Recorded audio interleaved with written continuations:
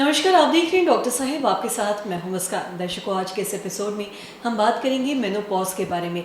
हम ये जानेंगे कि मेनोपॉज के क्या कुछ लक्षण हैं, और कई बार हम ऐसा भी देखते हैं कि मेनोपॉज आते वक्त काफ़ी ज़्यादा एक्सेसिव ब्लीडिंग भी होने लगता है, और कई बार हम ऐसा भी देखते हैं कि मेनोपॉज जब शुरू होने वाला होता है तो ब्लीडिंग एकदम बंद हो जाता है। तो ऐसे क्या कुछ लक्षण हैं जो मेनोपॉज शुरू होने से पहले होते हैं, इसे पे खास बातचीत करने के लिए आज हमारे साथ मौजूद है डॉक्टर निमिषा अग्रवाल।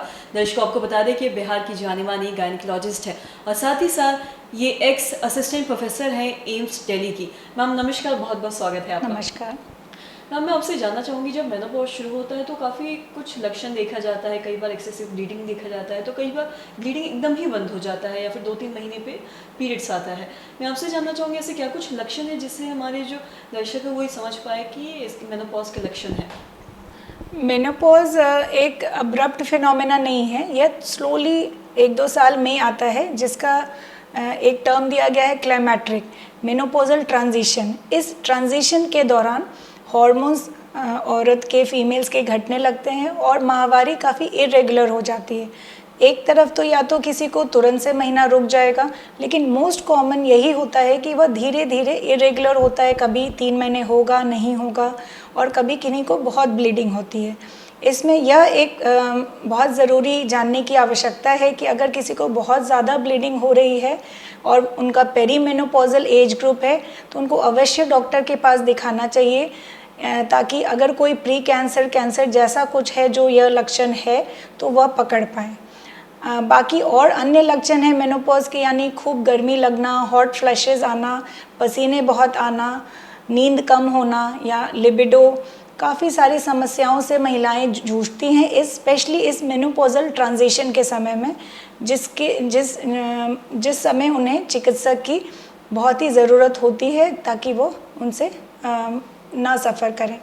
और जहाँ तक इरेगुलर ब्लीडिंग का सवाल है, काफ़ी नेचुरल है ऐसा होना, क्योंकि काफ़ी फैग एंड हो जाता है। जो हाइपोथैलेमिक पिट्यूटरी एक्सेस होता है फीमेल्स का, वो काफ़ी फेड होने लगता है। इसीलिए हार्मोन्स की कमी की वजह से इरेगुलर पीरियड्स आते हैं। लेकिन अगर हैवी हो रहा है या कुछ सामान्य से ज़्यादा हो रहा है, तो उन्हें अवश्य एक चिकित्सक स्त्री रोग विशेषज्ञ से संपर्क करना चाहिए। जी, और जैसा कि अभी आपने बताया कि इरेगुलर मेंस्ट्रुएशन होता है, मासिक होता है, तो ये तो बहुत सारे लोग जानते हैं कि मेनोपॉज जब भी शुरू होने लगता है तो एक एज के बाद इरेगुलर मासिक शुरू हो जाता है। मैं आपसे जानना चाहूँगी, अगर किसी महिला को एक्सेसिव ब्लीडिंग आ रहा है एक एज के बाद, तो क्या ये भी लक्षण हो सकते हैं मेनोपॉज के?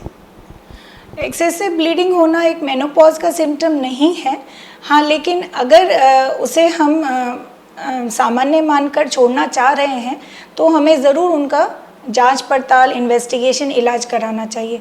इसका यह कहने का मतलब है कि कहीं वो हार्बिंगर किसी एक इम्पॉर्टेंट यूट्राइन कैंसर या एंडोमेट्रियल कैंसर का संकेत तो नहीं है, या उनको कोई थायराइड की बीमारी है जो अनकंट्रोल्ड है, या कोई रसौली, फाइब्रॉइड, एडिनोमायोसिस, एंडोमेट्रियोसिस नामक समस्याओं से वो जूझ रही हैं पहले से, और फिर अब मेनोपॉज आने के बाद भी वो जूझ रही हैं। तो जनरली ऐसा है कि मेनोपॉज के बाद हैवी ब्लीडिंग नहीं होती है, या ट्रांजिशन के समय हैवी ब्लीडिंग होना यूजुअली किसी एक अंदरूनी बीमारी का ही संकेत होता है।